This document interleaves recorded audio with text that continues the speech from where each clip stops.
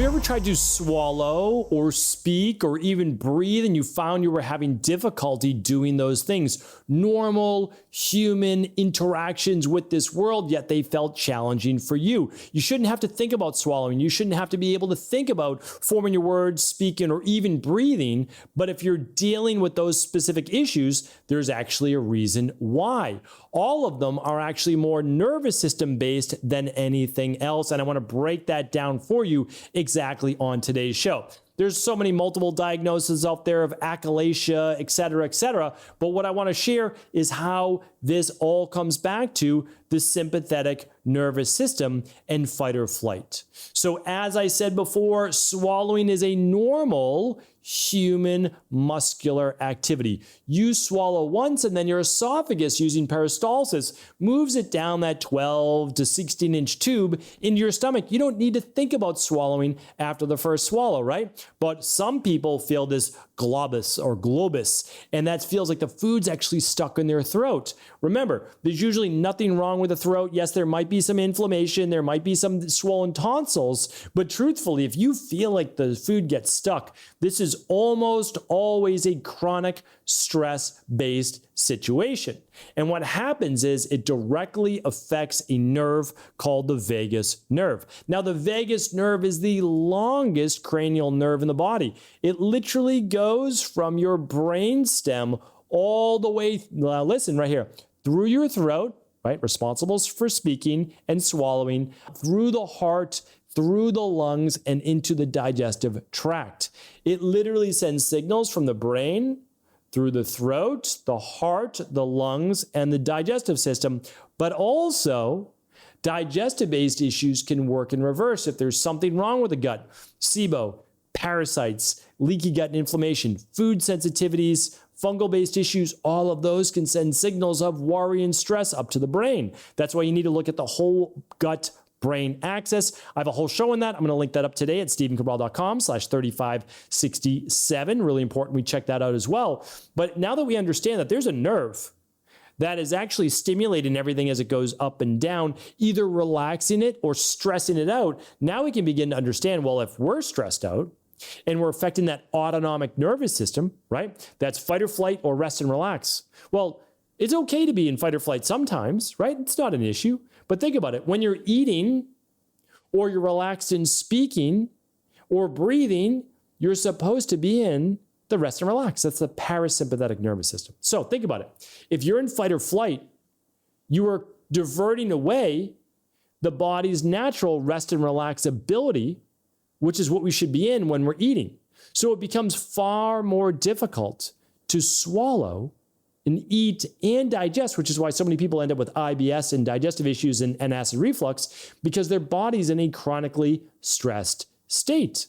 And so now the body doesn't need to relearn peristalsis and how to swallow. It already knows how to do that, given you're in the parasympathetic nervous system, right? So if you're not in the parasympathetic nervous system, but instead the sympathetic nervous system, it sounds like it should be sympathetic to you, but it's not, right? It's fight or flight. So that is the higher stress. So what happens is this. You're like, well, I'm eating, I don't feel stressed. You are stuck in that sympathetic nervous system state, right? And so since you're stuck in that state, is not enabling you to be in the rest and relax, which allows then for the simple swallowing, the relaxed speaking to others, and also breathing where you don't feel like I'm having difficulty getting air in. Some people's chest is so tight from the vagal nerve stimulation, the sympathetic nervous system stimulation, that they have difficulty getting more oxygen in or more air in. At least they feel that way. So what happens is when the vagus nerve is underactive, low vagal tone, or overwhelmed by the sympathetic nervous system, you'll experience sometimes the throat tightness or that lump sensation. That's the globus, right? You feel like there's something in your throat, right? Literally, you feel like when there's low vagal tone, you're overwhelmed, you're stressed, that's what you feel. Difficulty swallowing or sometimes even choking easily.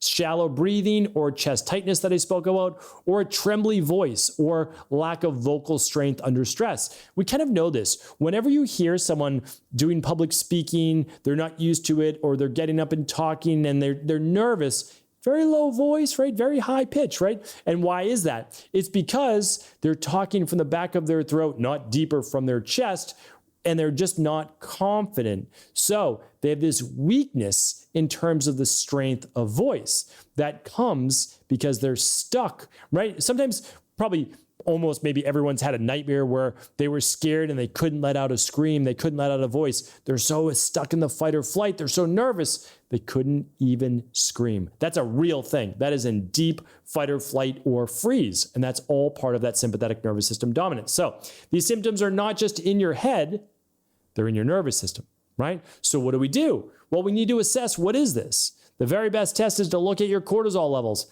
Absolutely look at your cortisol levels. That's the stress, mood, and metabolism test, because if it's chronic, it'll show low AM cortisol and maybe even low through the whole day or higher cortisol at night. That is not allowing your body to rest and relax and repair.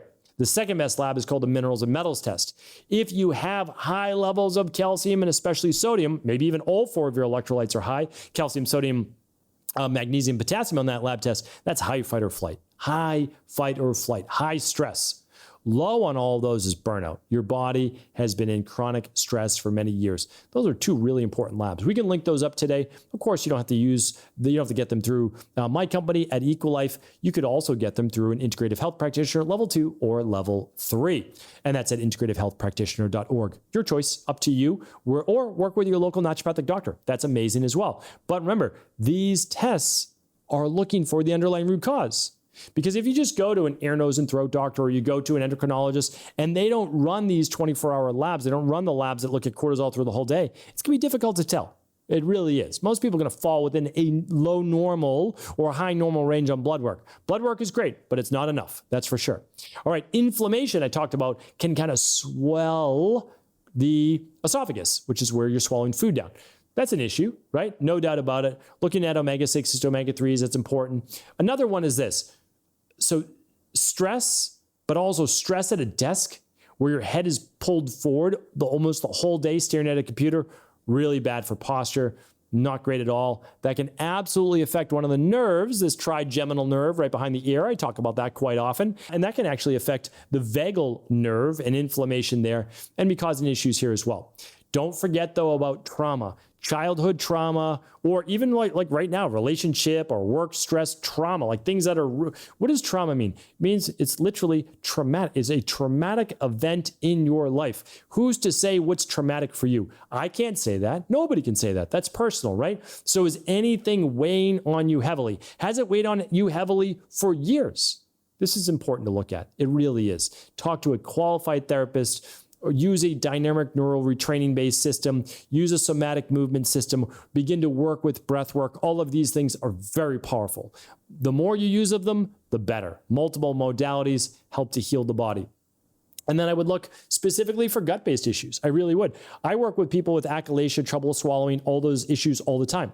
We absolutely run their food sensitivity and their Candida metabolic and vitamins test to look for fungal-based overgrowth and issues like that. So these are all part of the big 5. I mean, that's what we do. When in doubt, if you can't figure out, it's been years, I have no idea what's wrong with me, doctors can't figure it out, the big 5 will. I mean, honestly, the big 5 will figure it out. It will look at food sensitivities, vitamin levels, mineral levels, B vitamins, the gut issues I spoke about, heavy metals, you name it. I mean, it's going to look at what's causing inflammation. What are your deficiencies? What are your toxicities? And so we'll link those up today as well. Just everything will be at stephencabral.com/3567. We'll make sure that you get access to this information, and what you do with it, totally up to you. But look for that, right? If you have gut-based issues and you're constantly inflamed and it's sending that signal to the brain, well, no wonder why you're feeling anxious, overwhelmed, and irritable for sometimes no real reason, right? Well, there is a reason. It's in your gut though, okay? So let's look at that. Now let's name some things besides the lab testing that we can begin to do right now as well. So I like to lab test first, but then after that, we typically do a functional medicine detox. Helps get rid of a lot of the foods you might be sensitive to,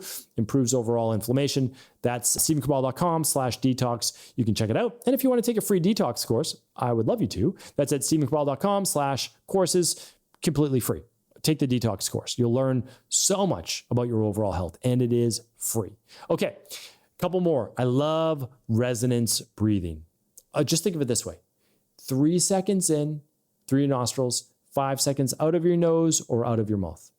Try that for 2 to 3 minutes. It is remarkable, right? It's so great. Or just follow, if you have an Apple Watch or you want to watch on YouTube, just Resonance breathing. The circle opens, you breathe in. The circle closes, you breathe out. Don't worry about box breathing. Don't worry about all those things that right now that could possibly stimulate the sympathetic nervous system. Love that. Believe it or not, humming, singing, or gargling all stimulate the vagal tone or vagus nerve. It's so crazy. It's so good even if you have nasal congestion. I talked about that. No, that's tomorrow's show. That's going to be tomorrow's show on immunity. You'll have to check that out as well. But literally going, so saying the letter N. So try it right now. It vibrates through your nasal passages. Literally keep your mouth closed, but N. Or, the oldest one, right? Om stimulates your entire sinus and back of the throat. Phenomenal. N, or you're going to be good to go. Try that. I know it's kind of silly, all those things. Good. Do it while you're alone. No problem at all. And gargling, believe it or not, but you have to be careful, right? No antiseptic type gargles. We know how bad that is for diabetes, blood pressure, because it destroys your nitric oxide. I have a podcast on that too. All podcasts are at stephencabral.com/podcast. I think there's been a podcast on everything by now, right? Okay. Stretching, relaxation, a Swedish massage or gentle massage, all are phenomenal. Foam rolling, jumping up and down lightly on a rebounder, so good. Doing a sauna but without overheating, so great for the vagal nerve. I talked about one of my favorite products that I've been using for years, but couldn't talk about it literally because it was only available in Europe. And every time I would mention it, everybody would get mad because I couldn't get it from Europe. Now it's available in the US. I talked about that on episode 3549. So you can find that at stephencabral.com/3549. Literally, you clip it onto your ear, stimulates the vagal nerve. I do it for 20 minutes before bed. It's amazing. Helps me get more deep sleep. It's great, right? Okay. Methylated B vitamins, magnesium, adrenal soothe, liquid melatonin, the sleep health protocol. Of course, all of those nutritional supplements are great. I'm not going to get too deep on those here today. Got podcasts on those. I can't link them up anyways. FDA, FTC don't allow that. All my products are at stephencabral.com/shop. You're welcome to check out the methylated B vitamins. It's called the activated B complex. Full spectrum magnesium, liquid melatonin, sleep help support, all of those great for sleep. Yeah, there's so much. Daily nutritional support, daily omega-3s, vitamin D3, all of those are for the immune system. All of those are for the mind, body, nervous system. Obviously, everybody needs them. Right? So remember this. It is difficult because I do want to pull all this together. And of course, I'd be remiss if I didn't say journaling, gratitude journaling, perspective, thinking about what do I have? Things could be so much worse, all of those things, but also prayer. If you're a person of faith, being able to, a lot of times people can just kind of step back from life, give gratitude, give thanks for what they do have, ask for what they do wish for, have faith, pray, all of that. Fantastic. Certainly do recommend that. Okay.